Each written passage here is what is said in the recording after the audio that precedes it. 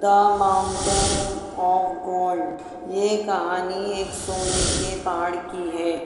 ایک زمانے کی بات ہے، ایک چھوٹے سے گاؤں میں لوگ اپنی زندگی بسر کرتے تھے۔ ان کی زندگی عام تھی اور وہ اپنے کھیتوں میں کام کر کے اپنا گزارا کرتے تھے۔ اس گاؤں کا نام تھا سکھ دیو پور۔ اس گاؤں میں ایک بوڑھے شخص رہتے تھے۔ ایک دن گاؤں کے اس بوڑھے شخص، جن کا نام رام پرساد تھا، انہوں نے ایک خواب دیکھا۔ خواب میں انہیں ایک پہاڑ نظر آیا جو پوری طرح سے سونے کا بنا ہوا تھا۔ اس پہاڑ کے پاس ایک پرانا درخت تھا جس پر ایک خط لٹکا ہوا تھا۔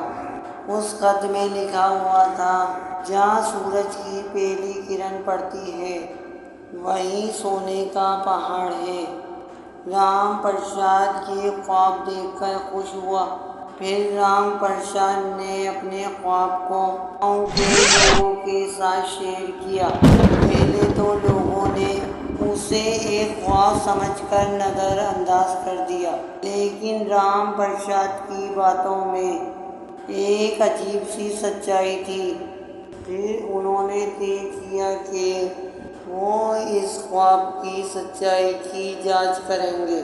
گاؤں کے سبھی لوگوں نے مل کر اس جگہ کی تلاش شروع کی جہاں سورج کی پہلی کرن پڑتی تھی۔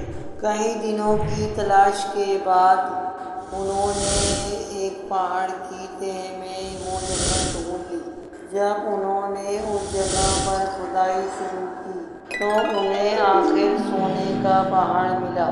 گاؤں کے لوگوں کے لیے یہ ایک تاریخی لمحہ تھا۔ ان کی زندگی پوری طرح سے بدل گئی۔ وہ اچانک امیر ہو گئے اور ان کے گاؤں کا نام دور دور تک مشہور ہو گیا۔ سونے کے پہاڑ کی جستجو کے بعد گاؤں کے لوگوں کی زندگی پوری طرح سے بدل گئی۔ گاؤں کے لوگوں نے سونے کے پہاڑ سے ملنے والے سونے کا استعمال کر کے اپنے گاؤں کو اور بھی ترقی دی۔ انہوں نے اسکول، ہاسپٹل اور سڑکیں بنائیں۔ گاؤں کے بچوں کو اچھی تعلیم ملنے لگی اور گاؤں کے لوگوں کو اچھی صحت اور خدمات ملنے لگی۔ سونے کے پہاڑ کی وجہ سے اب گاؤں کے لوگوں کو باہر جانے کی ضرورت نہیں تھی۔ وہ اپنے گاؤں میں ہی رہ کر خوشحال زندگی گزارنے لگے۔ گاؤں کے لوگوں نے سونے کے پہاڑ کو اپنی سب سے بڑی سمپتی مانا اور اس کی حفاظت کے لیے ہمیشہ تیار رہے۔ ایک دن گاؤں کے لوگوں نے سوچا کہ وہ سونے کے پہاڑ کے پاس ایک بڑا تہوار منائیں گے اور انہوں نے پورے گاؤں کو سجایا اور ایک بڑا آیوجن کیا۔ اس تہوار میں گاؤں کے لوگوں نے سونے کے پہاڑ کے لیے اپنا احساس ظاہر کیا اور اس کی حفاظت کے لیے دعا کی۔ اس طرح سونے کے پہاڑ کی کہانی آگے بڑھتی رہی اور گاؤں کے لوگوں کی زندگی میں خوشحالی اور ترقی برقرار رہی۔ اس کہانی سے یہ سیکھنے کے لیے ملتا ہے کہ اگر ہم اپنے خوابوں پر یقین کریں اور ان کے لیے محنت کریں تو ناممکن چیز بھی ممکن ہو سکتی ہے۔